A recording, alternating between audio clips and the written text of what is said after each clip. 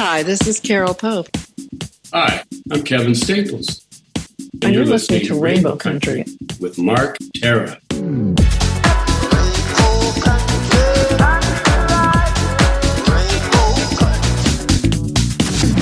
The views and opinions expressed on the following program are those of the persons appearing on the program. Today on Rainbow Country, we find out about the 9th annual Kensington Market Jazz Festival with the one and only Molly Johnson. Plus, in the spotlight, gay porn star Colby Jansen. All that and more on episode 423, so stay tuned.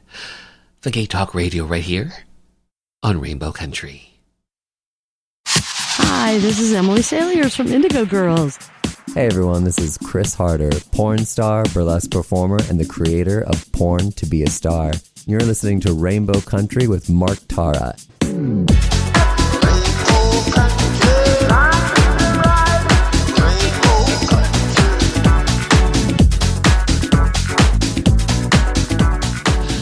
Well, hello and welcome to a brand new journey through Rainbow Country.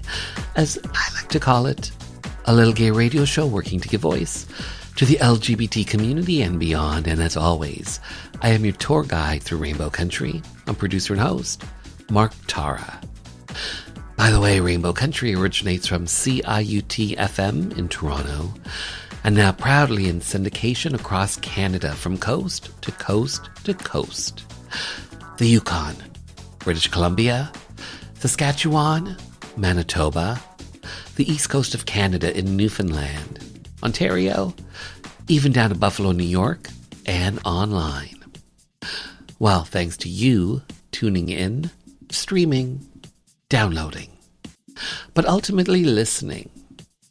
Together we continue to build Rainbow Country into a nationally syndicated gay radio show, as well as being recognized as a #1 Canadian LGBT podcast. So, today, we find out about the 9th annual Kensington Market Jazz Festival with the one and only Molly Johnson.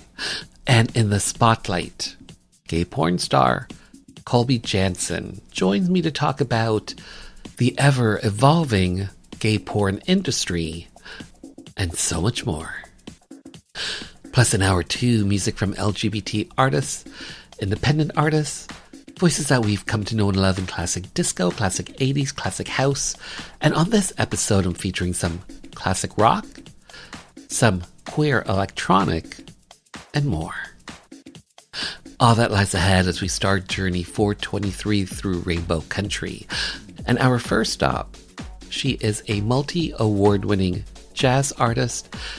She's also the recipient of the Governor General Award and the Order of Canada. So we'll find out about the 9th annual Kensington Market Jazz Festival with the one and only Molly Johnson.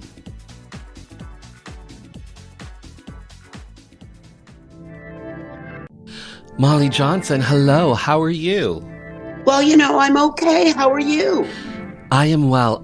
Thank you for joining me to talk about the 9th annual Kensington Market Jazz Festival happening in Toronto in the historic Kensington Market that's in the downtown core of Toronto.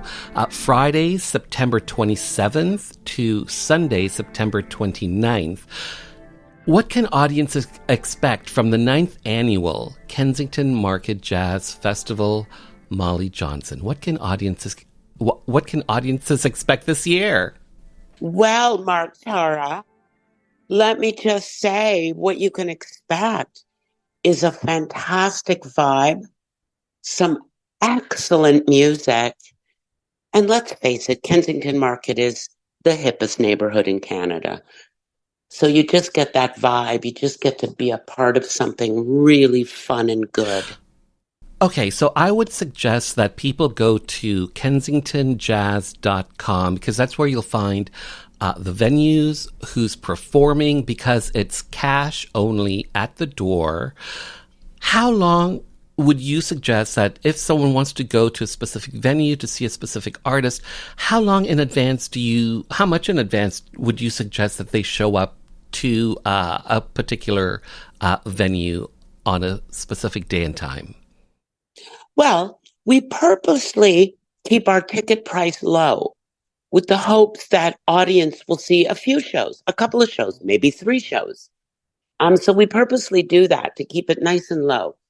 A lot of times I've heard that audience will show up for the show ahead and watch the show ahead to make sure they got a seat for the next show.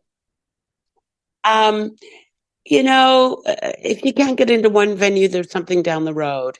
If you can't get into that venue, the music in the park Saturday and Sunday is super cool and interesting. Artists from all over the world. And those are free shows in the park, Saturday and Sunday. And that's at what, Bellevue Square Park? Bellevue Square Park. And you also have buskers. Are they just randomly on the street happening? No, this year we just have one set of buskers, and I pulled them all from a wonderful music school called Discovery Through the Arts. And these kids that are coming out of Madoka Murata's music program are superb. So the lovely David Beaver, who has Wanda Pie in the Sky, excellent bakery at the top of Augusta Street. We have a little piano in there, and we've got kids, young people playing that piano all day long. And all the money we collect for those artists goes right to them.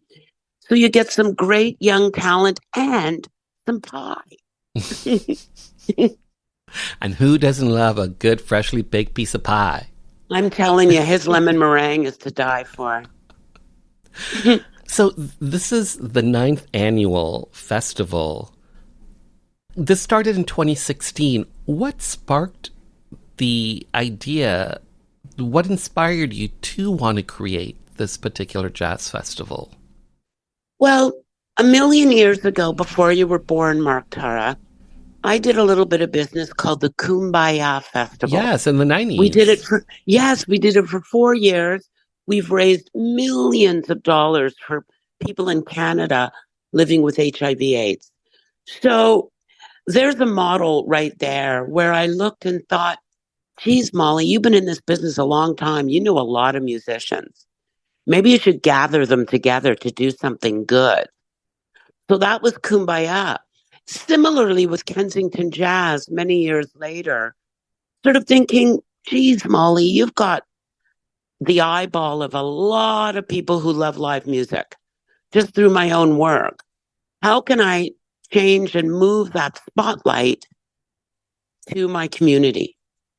So spending a lot of time in France doing jazz festivals over there, seeing how they do things, I brought a lot of those ideas to our very own Kensington Jazz.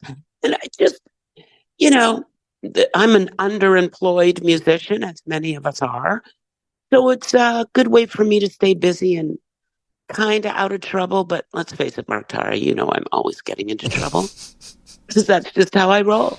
So I kind of did that. I just wanted to do something interesting and joyous and fun in a world of not so much of that. Mm-hmm. Yeah. So you've been doing this now way too long, Mark Tara. What was I thinking? I don't know, Molly Johnson. I have no idea. What's been the most challenging aspect of putting together something like this? What's been the most challenging part of this for you? Well, one of the big challenges for so many arts organizations is the grant writing. And I'm terrible at it. And we never had much success until someone introduced me to Tracy Jenkins from Lula Lounge, the great Latin dance club in Toronto, Lula Lounge. And Tracy is very well prepared to help with grant writing. And she literally changed the game for me this year with grant writing. So, because one of the big challenges was, as much as my core staff are essentially volunteers, challenge to raise money to actually pay them for the good work they're doing for the festival. And getting these grants with Tracy's help has really helped us over that hump. So that was a challenge. It's a challenge to get media interested. Though we have a great publicist, Eric Alper, and he sure brought me you, and he brought me some others. But that's a bit challenging to sort of, because we're not the big festival. We're not TIFF. We're not TD Jazz. We're not a big book literary prize. We're just this bunch of bonehead musicians in the market trying to make it happen. And we do make it happen. And you've been making it happen for 9 years now. You just mentioned volunteers. Last year, I believe you had your first volunteer appreciation awards or something. We did. Did. Done. We even had an award, like an actual plaque that you got made out of wood, but an actual. Yeah, that was very exciting. We'll do that every year. Our volunteers are great, and they range in age from sort of 15 to 80. I mean, the woman that won it last year, I know she's definitely in her 70s, and she was the most energetic volunteer we had.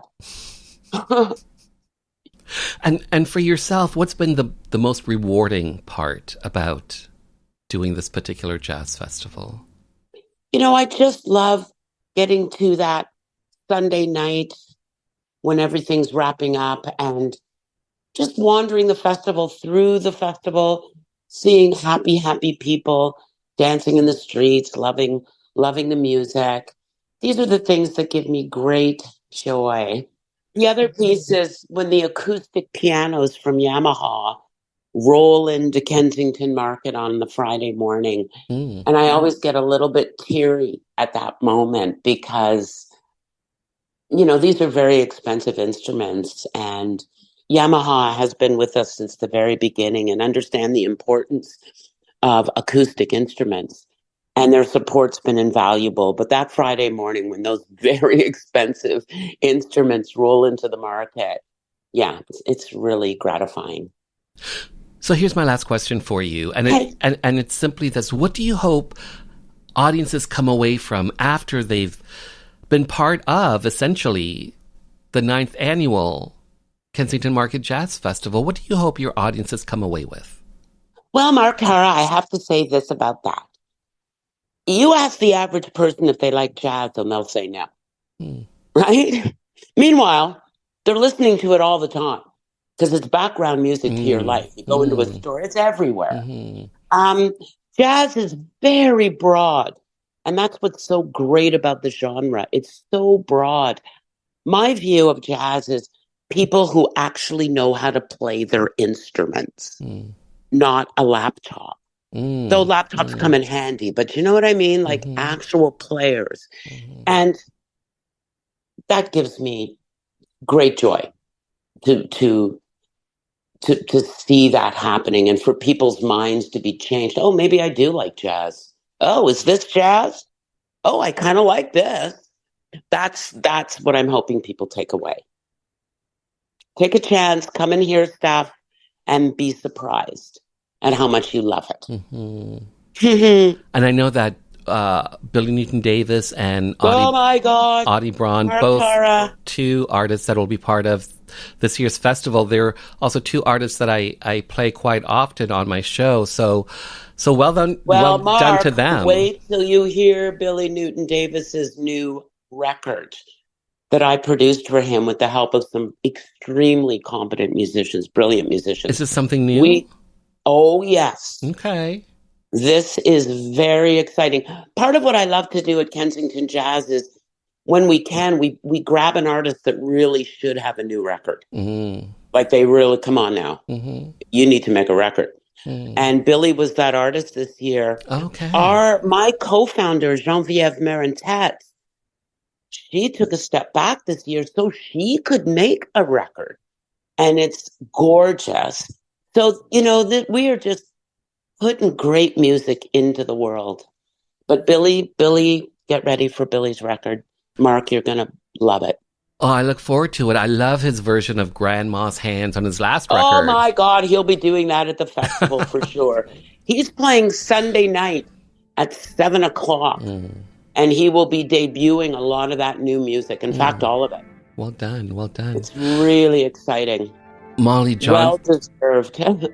Molly Johnson, Well Yes, done. Tara. Well done. Well organized. You multi-award winning artist. You recipient of the Order of Canada. Well done to you.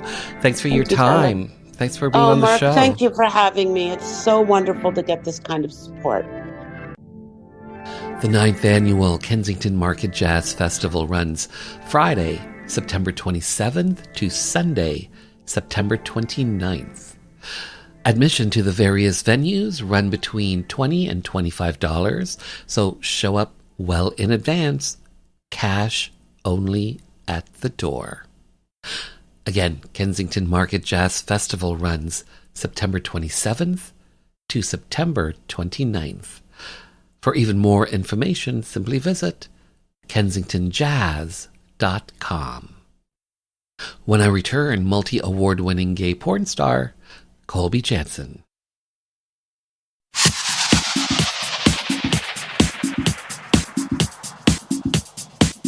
I'm Billy Newton Davis, and we're sitting here on Rainbow Country with the fabulous Mark Tara. Colby Jansen, hi, how are you? I am excellent. How are you? I am good. I have to say thank you for being here, to have your voice, your story be heard by the LGBT community and beyond. So thank you so much for this. I am in Toronto. My understanding is at one point you lived in Toronto, correct? I briefly lived in Toronto for the better part of a year, on and off. And why were you in Toronto? For what reason were you living here? A combination of things.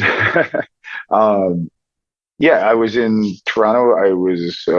I was doing gigs at different clubs, different nightclubs and whatnot, and also I was escorting.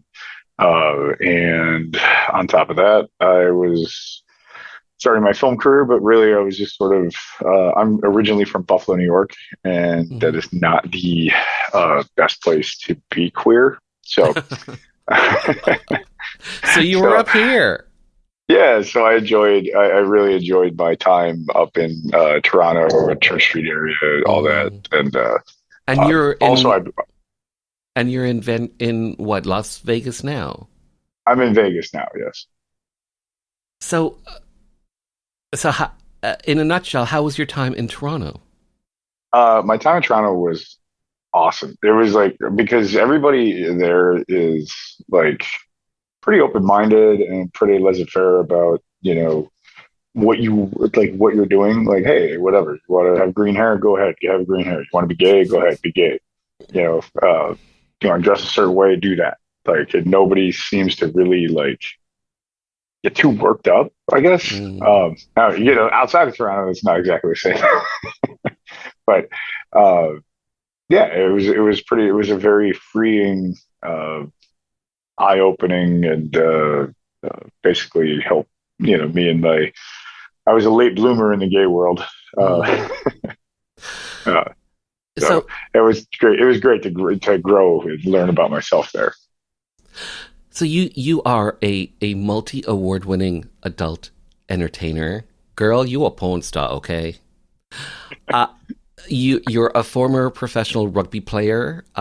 You have a master's in business administration as well as a Bachelor of Science in physics. So here's my first question for you, my first official question for you. What is Pound Town Productions? Well, Pound Town Productions is my new studio space that I have here in Las Vegas for, and thank you very much for saying my accolades about being a porn star / award winning. But this is my space here that I'm sitting in. I'm currently sitting in my classroom. I have a medical office, and I have a dungeon, and I have a gym, and I have all kinds of stuff. So Pound Town Productions is going to be I'm trying to make it a destination for creators that come to Las Vegas and or live in Las Vegas to come collaborate with each other, make some filth, have a good time, and also have it be like a safe space and not exploit other creators, because I frankly don't need to. everything's come together pretty well for me. So it's sort of it's going to make me money, but also at the same time, it's also going to help me meet other people and help people, grow their own bases and whatnot. So you just mentioned you've got a church, you have an office, you have a dungeon, a classroom, a gym. These are sets that are all part of the 3,000 square foot production house that you have now. The idea to open Pound Town Productions, where did this idea come from?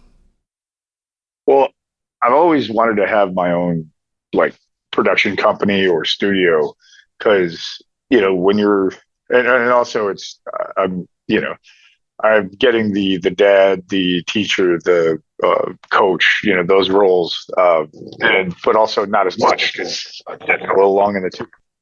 And, by having a space where people can come to me, I could basically, kind of hang around, still do my thing and have a good time because the studios aren't calling as much, and that's fine because I can make my own studio. And that's really the motivation and the thought process is that, there's different things I want to do that don't involve the whole familial stepfather, stepson type stuff.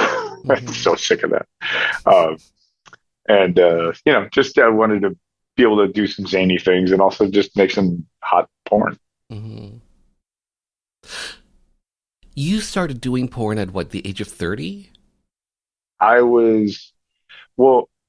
started at 29, and I started in the straight. And I was also a defense contractor for the Department of Defense and specifically the NRO, which is the National Reconnaissance Office. And basically I ended up quitting that to pursue porn. That's a whole convoluted story. But so why did you want to go into porn? Well, I think every guy wants to do porn. I mean, you should see my inbox. It has a lot of people asking, how can I get into porn? Yeah, and my advice, if you want to get into porn, guess what? Nobody gave me a roadmap. I'm not giving you a roadmap, but I'll tell you this. Make a Twitter account. Make a Pornhub account. Make accounts on all the different things. Make your own content. Host it. Interact with other porn stars. Try to collaborate with other porn stars. That's how you do it. You don't, you're just going to email me without even a picture and be able to just say, oh, hey. Yeah, well, yeah, sure. I'll fly you out to Vegas. So you started off doing straight porn, and then you ended up doing gay porn. How long were you doing straight porn before you added gay porn to your resume? Well, I had only done the straight porn thing as a lark, really. I was hooking up with a couple of these girls that worked at the strip joint in Washington, D.C., and they were like, hey, we're going to do this porn stuff. And they said we could pick the guy. And, I'd already had kind of a relationship with them. And they were like, we don't want to do it with some random dude, so we'd rather do it with you. The only catch is you're going to have to do scenes with other girls. They're only going to pay you $300. And I was like, well, I don't care. That sounds awesome. So basically I did that, and I was a little, I just was enjoying it and whatever, but I wasn't going to leave my job. And the director guy was like, hey, listen, he's like, I do this for a living. I see a lot of guys come and go. He's like, you're not going to make any money doing straight porn. And I was like, well, I'm not really here to make money. I'm here to just have a good time. And he's like, no, but I'm telling you, if you did gay porn, you have that look. He's like, I'm telling you, and I'm thinking, not that I ever at that time had ever watched gay porn or anything. Totally did. And I was like, I don't look like those things.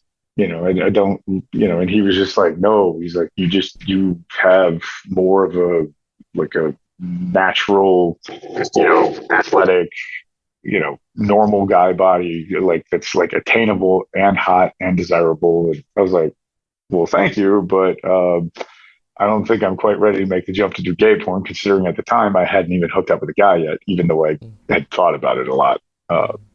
Because I was very, very closeted. And then basically 2008 happened. Obama got elected.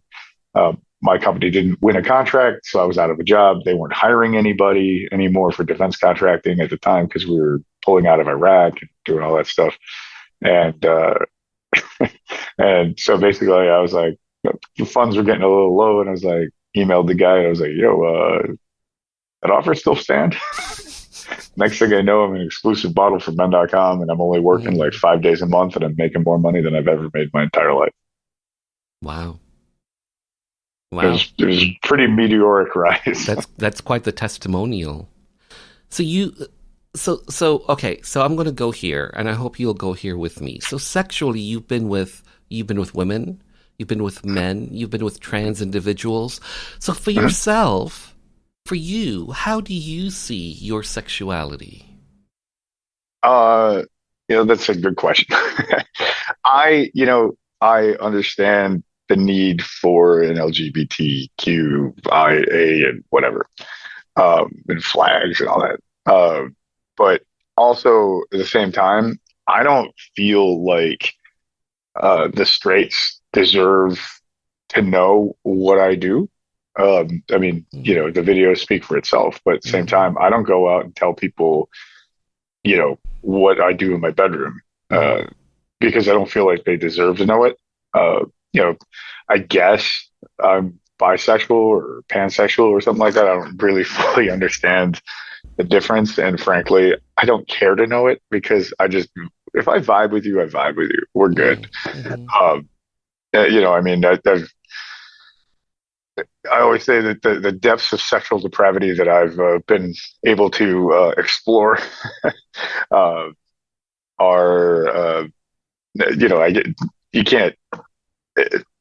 I can't really put a label on it, How actively doing porn and having sex for your job, how is it for you to maintain a personal relationship? Do you find it challenging? Do you find it's irrelevant? Talk to me about that. Really, it's pretty irrelevant because, like, that's also like what you said before. When you said I was award-winning porn star. There's it's an act. It's a performance. That's what you're doing. If you put a camera on a tripod in your bedroom and you have sex in front of the camera, in my opinion, you're creating content, probably hot, but that's not porn. That's not that is a certain level of porn. I'm not discounting that, but being able to be in a room full of people, with a guy staying right over top of your shoulder, holding a camera right here so you can smell his cigarette and coffee breath while you're getting a blowjob and maintain a boner, when this guy is just not your type at all, or could it be a woman? You could have, I've been on sets where it's gay and it's directed by all women. That's the big difference. So as far as personal relationships go, anybody that I'm with understands that when I'm working, I'm working. And also I'm extremely, I wouldn't say germophobic, but I'm extremely health conscious, and I don't screw around without knowing what I'm doing, and maintaining safe sex practices kind of thing. I'm not just going out hooking up with everything. Plus, I'm a little bit older, so I'm a little bit I guess my taste is you could say they're more refined. You just mentioned porn star and what that entails. The evolution of the porn industry, technology. It's technology is changing the world, including the porn industry. Anyone with a smartphone, an internet connection, and a bedroom could be making money on sites like OnlyFans and Chatterbait. But it doesn't necessarily mean that they're a porn star. They're creating content. For yourself, how do you see the evolution of the porn industry, especially because of technology? How are you seeing this change? Because on one hand, it's great. Everyone can partake if they want to. But on the other hand, too, there is so much content and so much access to content. How do you rise above the noise? How does Colby rise above that noise that's out there? Well, I think that's why I made Poundtown Productions, because basically the content that I produce is of a higher quality. And, I think people would, everybody skips over the beginning, like dialogue or whatever. But I think it's, when it comes to like an OnlyFans type thing, to have like a little like campy, not necessarily script, just sort of ad lib through, set up a scenario. Like I just filmed with this kid, Benny Fox, fantastic performer. We just did, like I was a college professor and I'm teaching human sexuality. He's in there drawing dicks on my blackboard. Nobody uses a blackboard anymore. I understand it's a trope. But it's, so he's in there and I come in and bust him and then basically fuck him on my desk. And that, there's, and then also I post things where it's just like a hookup, where it's just, me and another guy or another girl or somebody, another individual, I guess I would say. And just, then I'll do the tripod thing, because I think it's important to give a variety, because if you're going to put the time and effort into the production value of something, I think you probably deserve to be paid a little bit more. But, ultimately the consumer decides that. So, what I found is, people know me for all of my men.com work mostly, so that's kind of what they expect to see. I do a variety of other things because, I just am a total deviant. But, I think that people, they're used to seeing me, in high production value stuff, which I can do. But also I think they like seeing the variety of where it's just me holding a cell phone in my bed, jerking off. It's very personal. So I think that's the evolution of the industry is there's always going to be a need for the studios, for the porn companies, the websites and all that kind of stuff, because that's how stars are built. Like it is what it is. Like you could be the hottest guy in the world and nobody will ever see you because you're yelling into the abyss on Twitter and on OnlyFans, and you don't know how to market yourself and you don't know how to grow a following. If you don't have a following, you're not going to grow, which is why any content creators that want to work with me, I have a following. You should work with me. It'll grow your following. But that's really like what I think the industry has come to is that I think it can be very symbiotic where the performers are not exploited anymore by the studios, and because it's the ultimate meritocracy. Like if you're good at what you do, you're going to make money.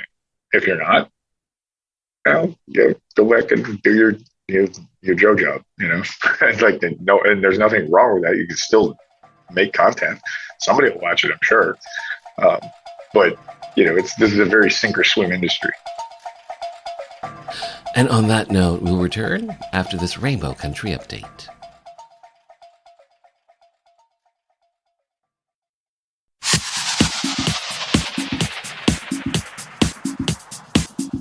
Hi, I'm Eric Radford, Olympic and world champion figure skater, pianist, and composer, and you're listening to Rainbow Country with Mark Terra. In June 2014, I was fortunate enough to cover North America's first World Pride that took place in Toronto. The interviews and footage that I captured was recently turned into a documentary that's officially out now. A Different Kind of Love is the name of the documentary and can be found on OutTV and OutTV Proud, which is available on Apple TV and other streaming platforms. So, as you may know, in June, I won the Out Loud Best in LGBT Radio Programming from the NCRA, the National Community Radio Association. I received that honor for my episode on Operation Soap, the bathhouse raids that happened on February 5th, 1981. So if you think what I'm doing here on Rainbow Country, a little gay radio show working to give voice to the LGBT community and beyond, available on broadcast radio, streaming, as well as an edited podcast. If you think what I'm doing here is worthwhile, I hope you'll consider making a donation to this very outlet you are tuned to. If you're listening to the edited podcast, I hope you'll consider making a donation to an outlet that does carry Rainbow Country. How can you find out? Well, it's simple. Simply head over to marktara.com where everything is connected and hit the donation banner. That's where you'll find all the outlets that carry Rainbow Country. A little gay radio show working to give voice to the LGBT community and beyond. Have your voice, have your support be heard.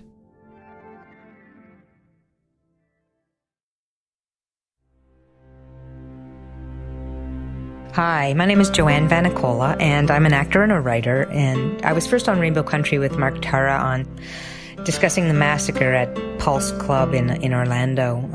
I realized how important it was for our community to have a radio station, specifically for our issues, to talk about people in the LGBTQ community and to provide an outlet for our stories, to discuss our politics, culture, and give voice to the issues that matter to us, and of course our artists and the things that we do globally, and talk about culture. And without people like Mark Tara providing a space for this with a radio show like this, then we wouldn't have that voice. So support, tune in. Thank you.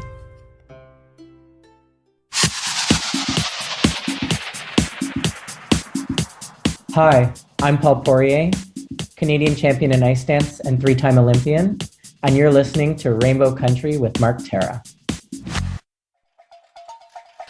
So Colby Jansen, you mentioned this earlier, but what is the National Geospatial Intelligence Agency, the NGA? Okay, so what is this? When I was in college, I got my degree in physics. I got it from the highly prestigious State University of New York College at Fredonia. I'm sure you know exactly where that is. And basically, I got hired by Eastman Kodak. Can you imagine why the largest camera company in the United States would be involved with the U.S. military? So we're working on satellite projects for, at the time, was NIMA, NIMA, which was the National Imagery Mapping Agency. But as time went on, I was still a contractor for NIMA, but then the U.S. government decided that they needed to have all of the organizations that they have, all their agencies or whatever, have a 3-digit whatever name or whatever. And so they went, instead of the National Imagery Mapping Agency, which was the Army Map Service beforehand, or before that, they renamed it the NGA, which obviously translates to the National Geospatial Intelligence Agency, which really would be NGIA, but they put a dash in there. So, we have 3 letters because that's very important. But anyway, what we did was we did satellite imagery where you've got imagery analysts that are looking at, all these different military bases in like North Korea, Russia, our allies, whatnot. And, if we see that, there's 50 airplanes at this one base, and then the next day when we get the imagery comes in, the imagery analyst only counts 12. Oh, well, then they got to scramble and figure out where all these planes went, because it's important shit to know, especially like in places like North Korea and Iran and places like that. So my job was basically, initially I was working on when we put the satellite up into orbit, that I made sure that it was pointing in the right direction, but also I was mainly the guy that did all the talking. So I was 21 years old and I'm briefing Dick Cheney, who was at the time the head of the Defense Department. Well done. Yeah, it was pretty cool. I was too young to know that I should have been nervous, but also the senior scientists, the PhD guys that work in the basement, you could not let them talk to real people. So that's why they had me do it, because I was a young, good-looking guy, and I could talk the talk, even though I really was not a very good physicist. If Dick Cheney could see you now. Oh, God. Oh, Lord. Yeah, he did shoot somebody sometimes. So. How long were you at the NGA? About 8.5 years. And ultimately you left because?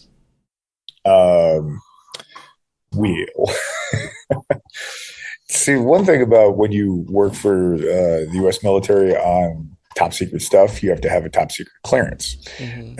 And I had a top secret clearance, and I had what was called TS-SCI, which is, I can't remember exactly what SCI stands for. But it's like, the other part of it was an SSBI, which is a single scope background investigation. And then I got a lifestyle poly, which basically they can ask you about your entire life, because they want to make sure that you don't have like debts that can be exploited, or maybe you have a profile on Adult Friend Finder and on Manhunt at the time, because this is back in the early 2000s. And then they start asking you about it, and you lied, and then you lose your clearance. So that's basically how that happened. So ultimately you were let go because of your sexuality? Yep. Well, because I lied about it. If I'd have been open about it, they wouldn't have cared. So it was a point that I could have been exploited by a foreign government of some sort that, so it made a target. So I always say I quit, but that's the actual God's honest truth.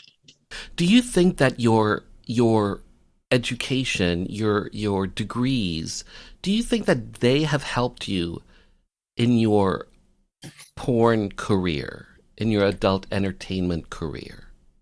I think that I look at a lot of the other performers that are out there, and they start at 18.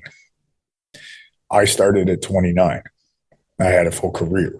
I had an education. And I believe that having matured, getting an education, doing all the things that I did, gave me a structure and a personal identity, and an ability to cope with things, not always the best ways, but I mean, I developed myself as a person outside of the porn industry, because my real name is Joe Boswell. I have no problem telling people that, because it's already been hacked and everybody knows this.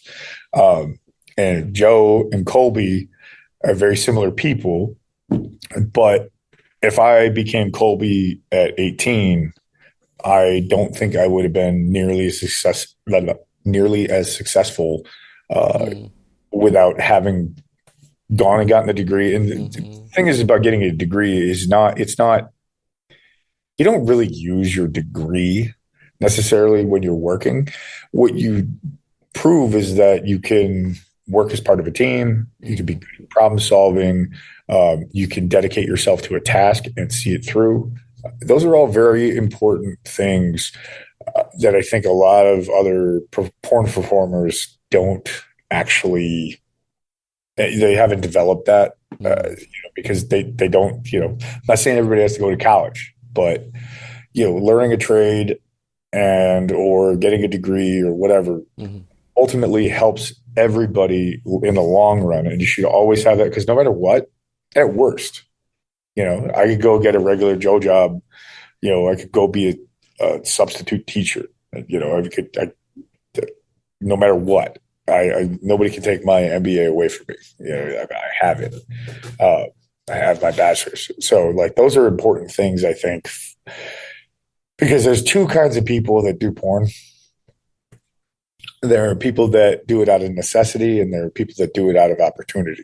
And fortunately for me, it was a combination of opportunity and necessity. I never had to look at it like, I got to do this scene, or I don't want to do it, because the moment you start doing stuff that is outside of your personal morality, that's when you run into emotional, mental breakdowns and problems. And I've seen it time and time, and also try to help, but do this as long as I have. I can't help. So Colby, I think it's fair to say that you've got you have the brain, you've done the porn, the brawn. You were a pro rugby player for the U.S. Rugby Super League. How long were you part of this Super League for? I graduated college from Fredonia in 2000. I moved to Washington, D.C. in the fall of 2000. And I started playing for Washington Rugby Club that fall. I was on the second side. I wasn't on the starting side. The Super League season starts in the spring. So it was the spring of 2001. Well, I should say it started. It's a defunct league now. They didn't. It's very poorly run. And it's also the U.S.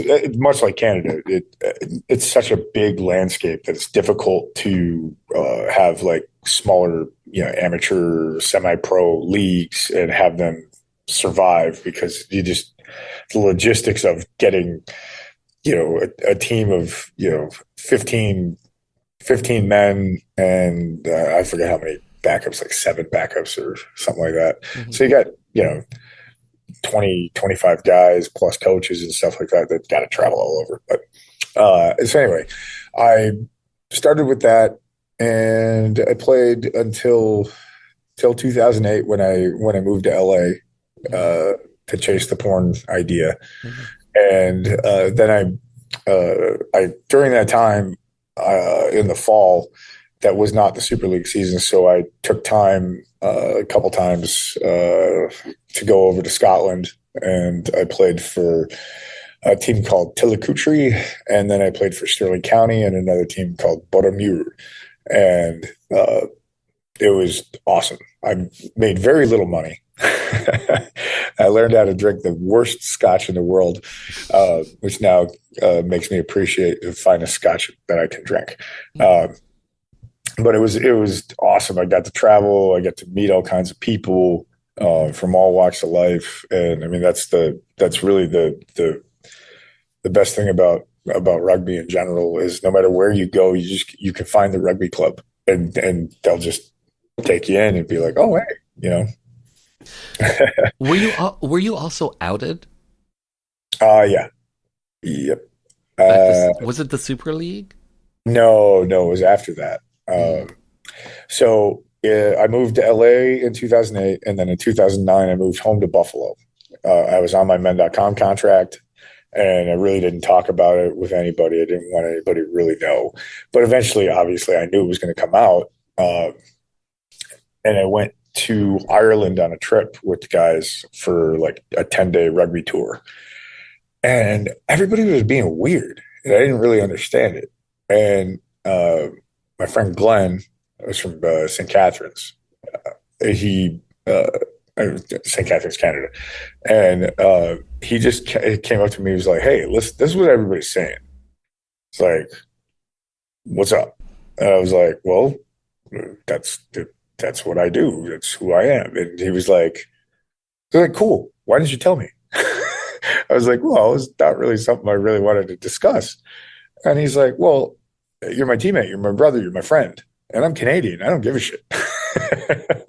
And I was like, okay, cool. And but the American guys were like totally not cool with me. I was the best player on the team, and they just were like, "Nah, screw off." So I ended up quitting, and then I'm flying back one time from Atlanta when I was filming for Men.com, and I'm in the airport, and I have my Washington Rugby Club bag on my shoulder, which was a Super League team, and or the Super League team I played for, and this guy comes up and he's like, "Hey, you a rugby player?" I'm like, "Yeah." He's like, "Why are you flying to Buffalo with a Washington bag?" I'm like, "Well, I used to play for Washington." He's like, that's a Super League club, right? I was like, "Yeah, yeah." He's like, "Oh, so you must be decent." I was like, "Well, you know." And he's like, "So who do you play for now?" And I was like, "Well, I didn't really want to get into it, you know." So I kind of told him I was in between teams, and he was like, "Well, you know, my name is Chris Hodgson. I'm the president of the Niagara Rugby Club, Niagara Wasps Rugby Club in Niagara, Canada. And, you know, we'd love to have you out if you live in the Buffalo area. It's only like a 45 minute drive, depending on where you live in Western New York." I was like, "Actually, that sounds awesome." So I went to the team and played, went to a couple practices, then played a game, then missed the practice on Tuesday, went to practice on Thursday. And I was late, and I'm in there and I'm lacing up my boots. And, the main guys in the club come in, and I was like, "Oh God, here it comes again. I'm going to get kicked off a team, you know, for being gay, queer, whatever." And they were like, "Hey, you know," and it was all like the top guys of the club. And they were like, "We just want to let you know, no matter what, you know, we want you on this team. We don't want you to quit. We don't want anybody talking trash at you. And, you know, again, we're Canadian. We don't give a shit what you do. You're a good guy." And I mean, talking about heartstrings. I love those guys that walk over fire and run through walls for them. Wow, what a great story. When it comes to the porn industry, what's been the most challenging aspect for you dealing with the porn industry? Oh, yeah, the hardest thing, honestly, is before, when I was younger, it was seeing the negative comments, you know, people saying I was too chubby or a small dick or whatever like that. And that used to bug me. But now it's water off a duck's back. But now I'm getting old. I know I'm getting old, and I'm not nearly as big as I used to be. So it's like it's different, but it's still the same. You see negative comments, and you've got to take that and say, okay, these are just keyboard heroes, and you just got to, like, you know, let it go. Because I mean, ultimately, like, if you got time to go comment on a porn video, like, really, like, what are you doing with your life? So, but really putting that in perspective and keeping a positive outlook and keeping a positive self-image is, I think, for everybody, it's difficult because people can be mean. They can be incredibly mean. And it's a lot easier to be mean when you're sitting at your computer than it is in person. Although when it happens in person, it's pretty gut-wrenching too. So, you know, and I think we all go through it. And it's like, I think that, you know, all the other guys and girls out there that are operating the queer space, you know, people are going to say shit, and, you know, you just gotta, it's just white noise. Just let it go. It doesn't matter. You know, that's getting to that point, I think, has been the most challenging thing for me. But, you know, I do see a therapist that I talk to, and that helps. And I think that also is something I would advise everybody to do, especially queer people, because we got a lot on our fucking plate. My last question for you, best part for you about being part of the adult entertainment space? Honestly, I absolutely love the nice things that people say about to me about what I've done for them, about how I've made them happy, how I've, you know, given them positive outlook on themselves. You know, I've had multiple people say that they were, close to suicidal and stuff like that, and emailed me, and I emailed them back something nice, or tweeted them something nice, and they told me that that was one of the things that helped them get through a tough time. And the porn's all fun, but I absolutely, I'm not curing cancer, and I know that, but I absolutely love that I've been able to reach so many people and help so many guys feel good about themselves. Well, on that note, Colby Jansen, well said, well done, well made. Thanks for your time. Thanks for being on the show. All right. Hey, one other thing. I almost wore my Jays jersey, but I thought that would have been a little bit too much. Go Jays, go. Well said. Well said. Thank you so much. I just have a couple minutes on Zoom here, but thank you again. Great interview. No, thank you. Yeah, no, this was great. Your questions are very good, very well guided. You be well and enjoy Las Vegas and Pound Town Productions. I love the name. Oh yeah. Be well. All right. Thank you. That was my spotlight on gay porn star Colby Jansen. By the way, check this out. His awards are 2018 Pornhub Award for Top Bear Performer, 2018 Gavian Award for Favorite Bear, and 2019's Avian Award for Best TS Scene. Phone rings. I got a message from the mayor. He's going to call me back the next day. I get the call, and he said, if you'd accept, we'd like to honor you with the key to the city. There was an event later that year in May. Just a key, right? Like, key to what? A decent job, a good singing career. It's really a metaphor, but it's history. So a reporter wants to talk to me and says, so it's a key, right? Like, what's the big deal? I said, well, not everybody gets the key.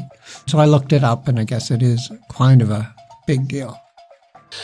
The date, May 17th, 2018, when trans activist Susan Gapka made history by becoming the first trans woman to be presented with the key to the city of Toronto.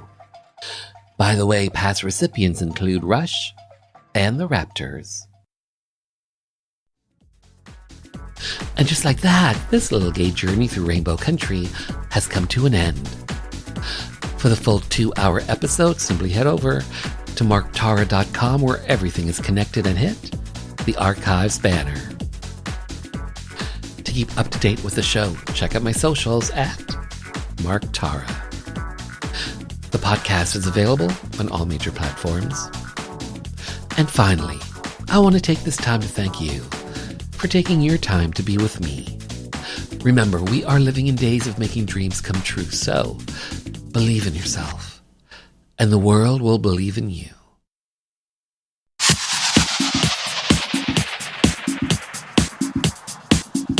Hi, this is Police Constable Danielle Botno, also known as LGBT Cop, and you're listening to Rainbow Country with Mark Tara.